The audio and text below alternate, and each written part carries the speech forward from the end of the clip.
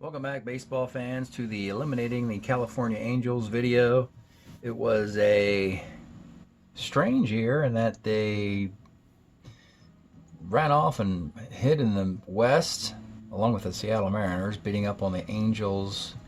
The Angels, they beat up on the A's and the Rangers. Then they had to play the Mariners again. And then they finally lost in 6 games to the League Championship Series to the Orioles. Also interesting is that I have not had much luck with the Angel franchise, but in the 2 separate leagues I did this year, the Summer League and this Fall League, both got number 2 seeds, playing in leagues that are 8 years apart. I'm talking from 69-72 to this one, 77-80. This particular franchise here, which is the stats you're looking at, last year, they were 13-15. Baylor at 278, 5 homers, 19 RBI. Ron Jackson 244, 3-15. They had Willie Crawford's last year. It was a big year at 409. Ryan was 3-4, Tanana 4-2, and Bill Singer was pretty mediocre. But this year, they had the big record of 25-15. The 3 lefties I talked about in platoons. Dabaleo at 354 and 82 at bats. Bosley 303 and 76, outdoing their cards. The other lefty was this guy Kessinger, who hit 214. But Dan Ford was the guy with the big hits, batting 8th, 34 RBIs from the 8 hole for this team. Bobby Grich and Don Baylor were big parts of that 79 team, which you see a nice big chunk is here. Ryan and Tanana, when all is said and done, were about the same, even though we lamented that Ryan's walked a lot of guys, and of course his whip is 0.3 higher than Tanana's. And Clear had some saves, but he had a lot of struggles. 262, 425, just kind of ordinary. They were pretty fortunate to be in a weak division to get where they got. So let's take a look now at the Angel stack and take away their 1977 cards and see who is going to be coming back next year.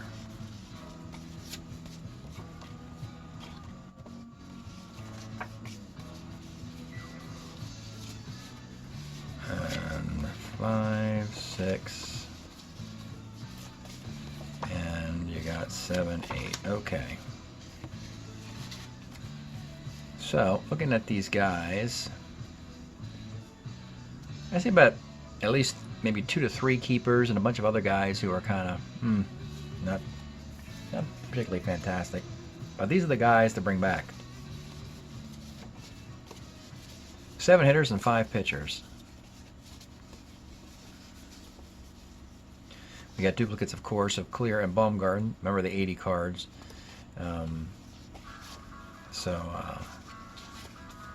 Clear's in the bullpen, Baumgarten's in the rotation. Well, let's look at the offense first. So it's a good offense, of course. They use a catcher, and I think they're going to bring in Brian Downing to play catcher for him. Hits 326 and 79. They don't have a first baseman yet. Maybe they'll bring in Rod Carew. Rich can play second. Carney Lansford's at third. They still have Ron Jackson, who can technically, yeah, he's actually a corner infielder.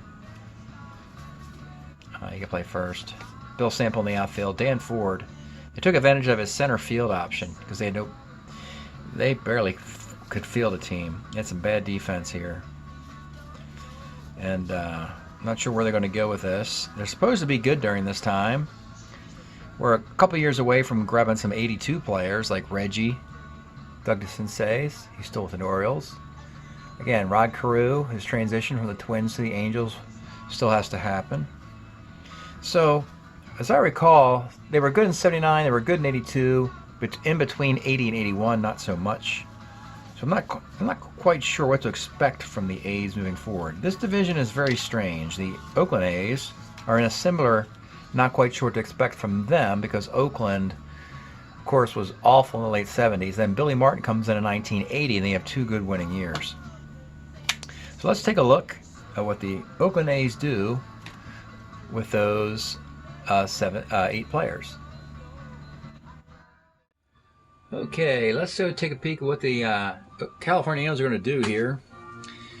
Starting off with Vic Dabaleo. Can't ask for more than you got out of him. Basically, he was your number 3 hitter all year. He had 48 at-bats and 77 for the Dodgers. I think it's time to go. No, he still goes. He continues a 17-year career here for a little bit longer. Does he get waivers in 78? I think he does, actually, with the Dodgers. Let's double check. We'll go to Super D's site to do that at superds.tripod.com. Look at the 78 original players and see if they did print a 78 card for Dabaleo with the Dodgers. Looking at their extra players, the Dodgers, Vic Dabaleo. He qualifies for waivers. He'll go on waivers, and actually it'll be a nice waiver pickup, a 300 hitter on waivers. But Angels have got to get full-time dudes here, not these fringe guys. Okay, the next guy is Jim Essin. He was one of their 2 catchers, along with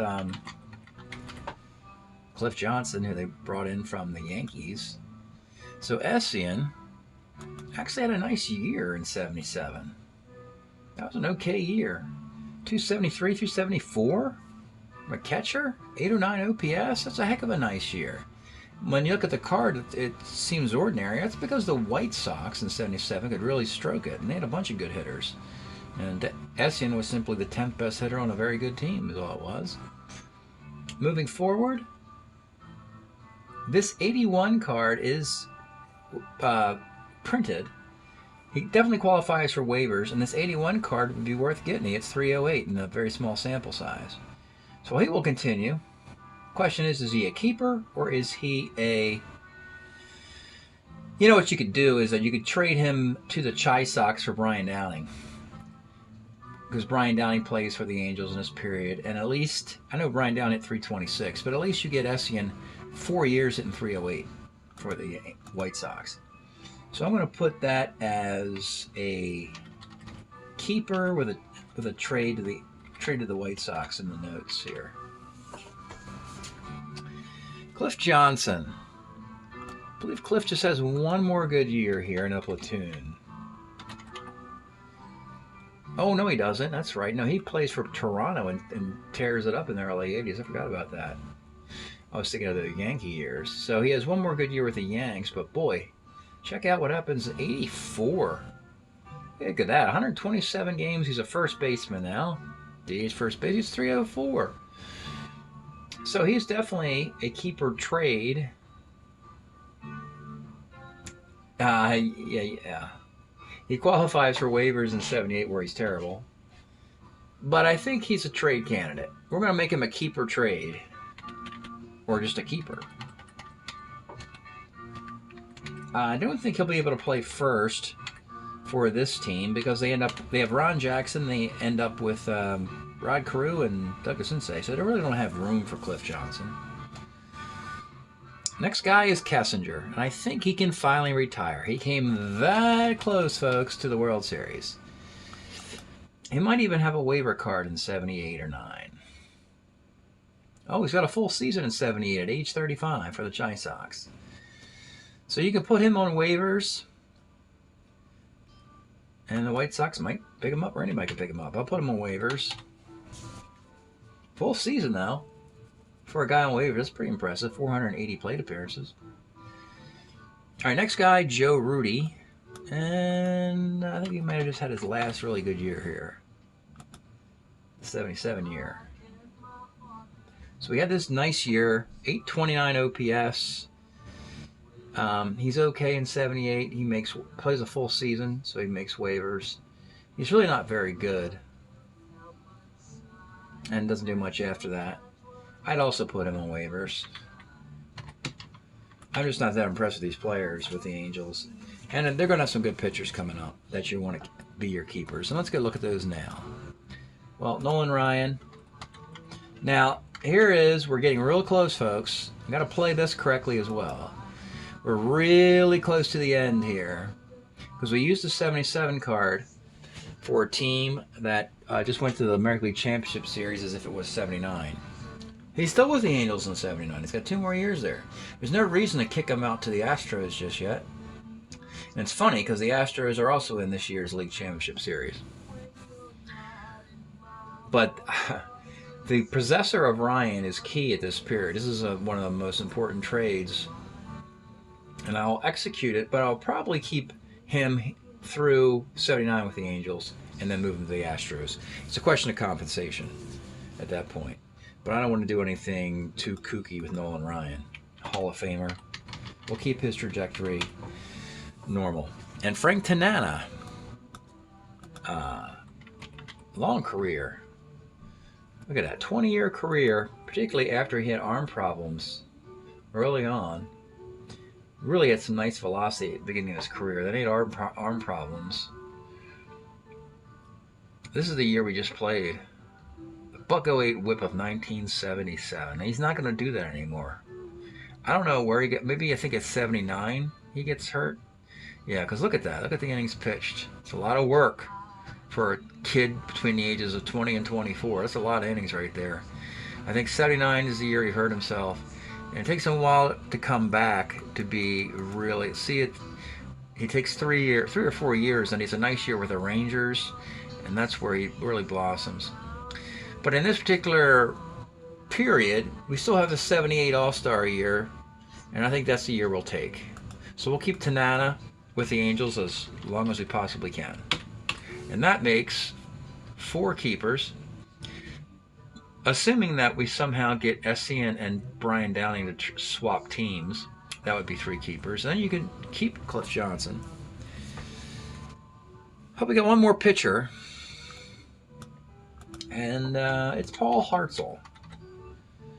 And he's pretty similar. Got an Angel hat on here. So, yeah, the 2 good years are with the Angels. 77 and 78. In 79 and 80, it's not any good anymore. But we still have the 78 card to look forward to. So I think they'll keep him as well. They'll trade, they'll trade Cliff Johnson to improve the current roster. They'll probably go 79 Ryan, since that's his last year. 78 Tanana and Hartzell. And go 79 Brian Downing, trading for Essin. Anyway, it's 5 and 3 is the combination the Angels have. They have to get down to 4 keepers, 2 waivers, and 2 retires before the draft. That's it tonight for eliminating the California Angels. Hope you're enjoying these videos. We'll see you next time.